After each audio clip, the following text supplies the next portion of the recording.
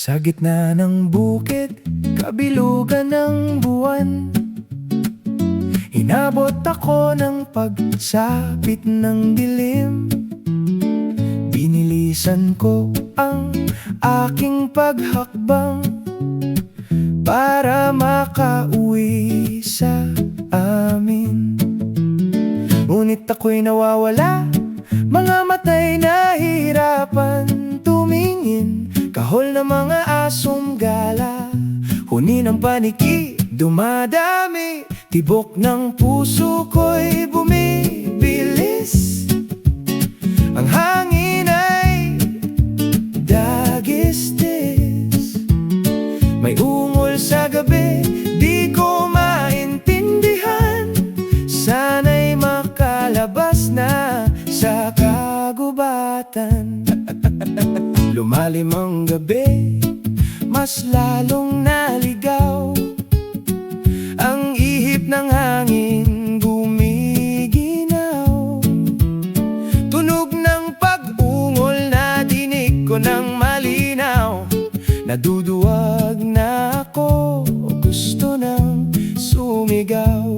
Sino yan, sino yan? Bulong ko sa dilim. Baka ito'y aswang, baka manananggal. Hati ang katawan, dila'y mahaba't matalim. Diyos ko, saan bang labasan ng gubat na ito?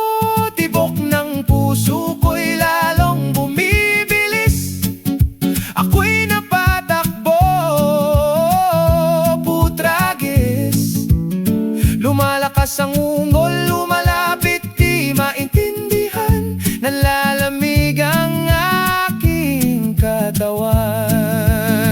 Huminto ako, pinigilan ang hininga.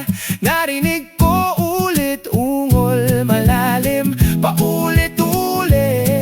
Natakot ako, kulang ba ito manananggal? Hati ang katawan, ako ay naduduwal. Dahan-dahan akong lumingon sa pinanggalingan. Nanginginig ang tuhod ko, muntik nang mawala sa sarili. Ngunit nang matanaw ko ang maliwanag na bintana, ay sa kubo pala ni Maria ang ungol na aking narinig. Paulit-ulit, malalim, mistulang himutok. Si Maria lang pala. Ay, Maria. Ay, Maria. Ay, Maria. Ay, Maria. Sa iyong kubo may sariling drama. Akala ko'y aswang.